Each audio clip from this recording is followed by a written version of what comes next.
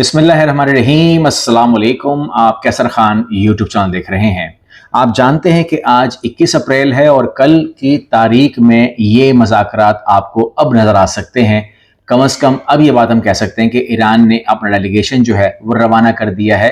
पहले वो इससे साफ इनकारी था और वो कह रहा था अमेरिका से कि इस माहौल में जब आपके हम पर हमला हुआ है, हमारे जहाज़ पर अटैक हुआ है, तमाम चीज़ें जो सूरत हाल ने बना दी है, उसमें तो कोई मज़ाकरात तो नहीं हो सकते।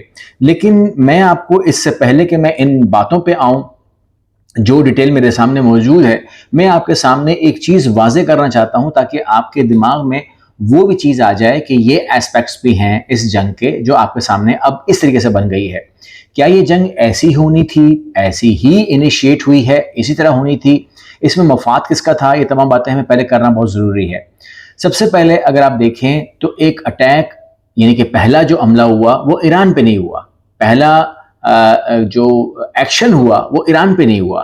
पहला एक्शन वेनेजुएला के ऊपर हुआ था और जब वेनेजुएला पे जो एक्शन हुआ था उसमें उनके जो हुक्मरान थे, उनके जो सरबराह थे, उनको उनके मुल्क से, उनके कमरे से उठाया गया और ट्रंप के सामने पेश किया गया और उनकी तजलील की गई और अब वो न्यूयॉर्क की जेल में कैद हैं और उनका फैसला खुद यानी कि हुक्मरान वेनेजुएला का है मगर उसका फैसला जो है वो खुद कर रहेगा अमेरिका कि इसको क्या करना है इसका हमने। बहरहाल अब उसमें दुनिया जो है वो उसको वेनेजुएला के साथ जोड़ रही है, मगर ये बात हमें भूलनी चाहिए कि वेनेजुएला ही वो मुल्क था जिससे तकरीबन आप कह सकते हैं कम पेश 8 लाख बैरल योमिया जो है वो ऑयल ले रहा था चाइना। एक बात दिमाग में ये हमारे आ गई।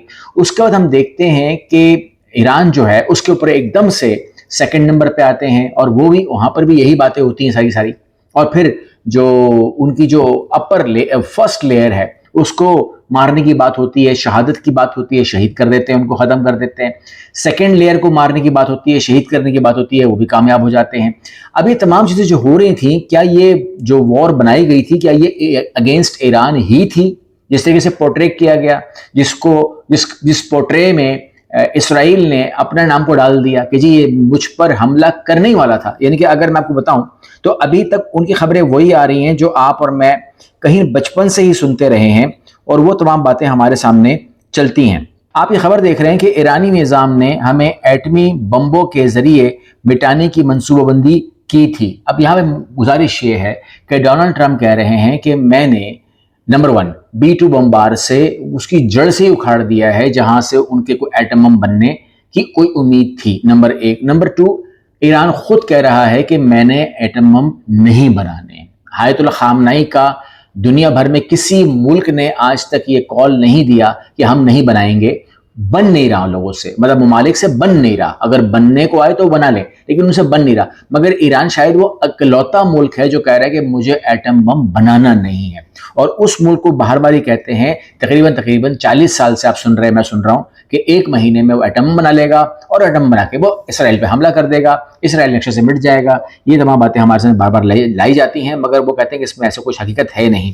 तो मामला ये हुआ कि ईरान के साथ क्या बहुत जंग ज़रूरी थी? जी नहीं, जंग बहुत ज़रूरी नहीं थी।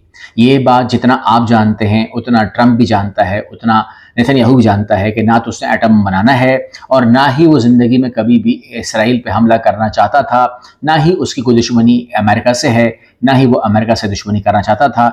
ये लड़ाई जब अभी आप देख रहे हैं तो आबनाए हुर्मुज़ खोल दो, ये भीख मांगते रहे और आज हम देखते हैं कि आबनाए हुर्मुज़ के ऊपर ब्लॉकेट तो है ईरान की, लेकिन बड़ी ब्लॉकेट लगा दी है उसके ऊपर अमेरिका ने और उसने कहा कि यहाँ से अगर हमारा ऑयल नहीं जाएगा, इसराइली और अमेरिकन जहाज़ नहीं गुजरेगा, अमेरिका कहता है मुझे ज़रूरत भी नहीं है, तो इसराइली जहाज़ नहीं गुजरेगा तो दुनिया का कोई भी जहाज़ नहीं गुजरेगा। तो उन्होंने ब्लॉकेट की किसकी है? किसी की ब्लॉकेट की तकलीफ नहीं है। पाकिस्तान ने फिर जहाज़ निकाल लिए। तो गुजारिश ये है कि ये ब्लॉकेट भी मेरे हिसाब से चाइना की गई है और चाइना का यहाँ से तकरीबन 15 लाख टन जो है योमिया मैट्रिक टन जो है यहाँ से ऑयल की फरावानी थी जो कि बंद हो गई होगी, क्योंकि जो ब्लॉकेट किया है। और फिर चाइना से जो जहाज़ आ रहा था उसको उन्होंने बमबारी करके उनका इंजन सब ख़त्म कर दिया है, वो हिल नहीं सकता।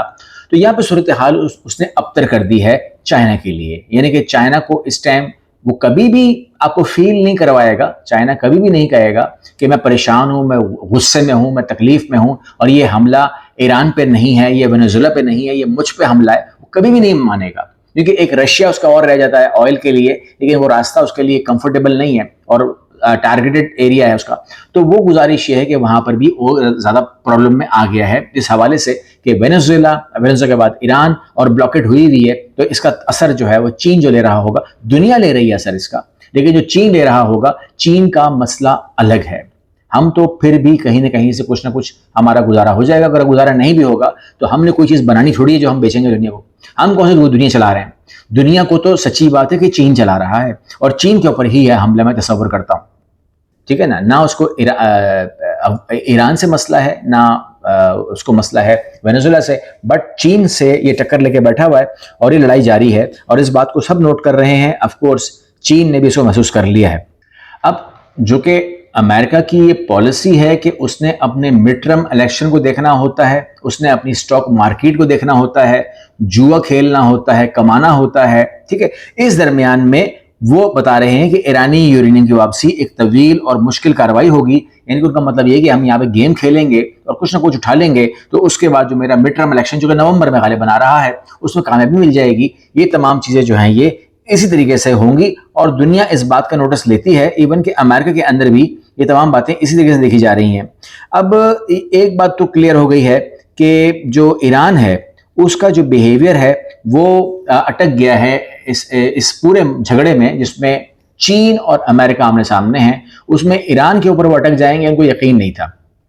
उनका यह ख्याल था कि खामनाई की शहादत के बाद ईरान का काम खत्म हो जाएगा और ईरान में हमारा एक बंदा आ जाएगा जिसको हम कहेंगे कि जहाज एक भी ना जाए चाइना। यही झगड़े का हल था जो वो चाह रहा था, लेकिन ऐसा होने वाला नहीं है। इवन कि दूसरी तरफ अगर हम देखते हैं तो जबान जो इस्तेमाल हो रही है against you can say Iran, वो धमकियों की ही अम्ब्रेला में हो रही है। यानी कि धमकी भी किस नौयत की है, तो यहाँ पर मैं आपको दिखा देता हूँ। और वो ये है कि कहते हैं कि Iran leaders must be made to understand that, वो बिल्कुल समझा रहे हैं उनको कि आप बात समझ रहे हैं ना मेरी, understand that their lives literally depend on reaching on negotiated settlement to Trump, liking if they refuse to do so they will be killed. ठीक है, तो यानी कि जो आपको ट्रम्प लिख के दे रहा है, जो आपको बता रहा है, वो आप मान लीजिए, वरना यकीन जानिए कि आपको मरना होगा। कहते हैं कि हमने आपसे पहले भी लोगों को मार दिया है आपका, और आपकी भी हम टारगेटेड किलिंग कर देंगे। यानी कि इराक़ी की बात हो रही है, जो उनके वो हैं चेयरमैन सेनेट, उनकी भी बात हो रही है। तो ये तमाम कहते हैं कि उनको हम उड़ा देंगे, हमारे लिए कोई मुश्किल ज़्यादा है नहीं। अब यहाँ पे आप सवाल कर सकते हैं कि इन पूरे मामलात के अंदर ट्रम्प के लिए क्या है। तो ट्रम्प इस टाइम जहां पर खड़े हो गए हैं, जाहिर सी बात है कि चाइना को पता है कि ईरान अगर गिर जाता है तो पूरी की पूरी गेम जो है वो साफ हो जाती है। यानी कि उसके बाद सामने ऑफ कोर्स हम एक्सपोज हो जाएंगे। नंबर 1 पाकिस्तान एक्सपोज होगा तो चाइना पे प्रेशर आएगा।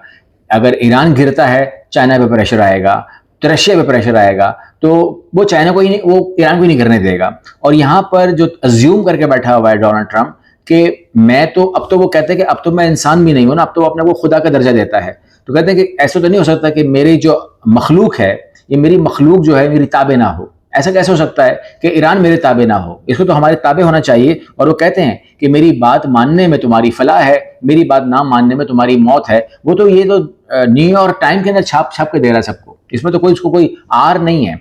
वो तो कहते हैं मैं पूरी सिविलाइजेशन उड़ा दूंगा, तो उसमें भी उसको कोई तकलीफ नहीं है। तो यहाँ पर देखना यह है कि चाइना इसको किस तरह देखता है। मगर मैं चाइना की तरफ बाद में देखूंगा। पहले को मैं इन्फॉर्म कर दूं कि अमेरिका के अंदर जो इम्पीचमेंट की बात हो रही है, या कम से कम आर्टिकल 25 की बात हो रही है, वो ये बात हो रही है कि अगर कोई इंसान पागल हो जाए या उसकी दिमाग के ऊपर आपको शक हो जाए कि ये जो फैसले कर रहा है, ये जो बातें कर रहा है, या ये तस्वीरें लगा रहा है अपनी ट्रूथ्स के ऊपर, या ये जो भी किस किस्म की जो सोशल मीडिया इस्तेमाल कर रहा है, वो एक ठीक दिमाग का आदमी नहीं कर सकता। अगर ये तसव्वुर कायम हो जाता है तो उसके ऊपर जो है वोटिंग होगी, कितने लोग इसको पागल समझते हैं, उसके बाद फिर इसका टेस्ट होगा, इसको पागल खाने शिफ्ट किया जाएगा, वहाँ पर इसका एक टेस्ट होगा, उसके बाद डॉक्टर्स को देखेंगे, माहिर नफ्सियात को देखेंगे। मैं समझता हूँ उसका फैसला ये तो नहीं होगा, अगर इन तमाम प्रोसेस से गुजरते हैं, कि ये पागल है یا یہ جو ہے وہ اس کے اندر وہ تمام خرافات آ چکی ہیں، جو کچھ بھی ہے، لیکن میں سمجھتا ہوں کہ اگر آپ کو اس پروسیس سے گزارا جائے، خالی اگر یہ چیز کریٹ ہو جاتی ہے، اگر یہ کیس سیٹ ہو جاتا ہے کہ آپ کو گزارا جائے گا، آپ کے دماغ کو چیک کیا جائے گا، بس یہی انسلٹ کافی ہے، جو اس کا انتظار میں سمجھتا ہوں کہ خود ٹرمپ بھی کر رہا ہے۔ اگلی ویڈیو ملتے ہیں، اللہ حافظ۔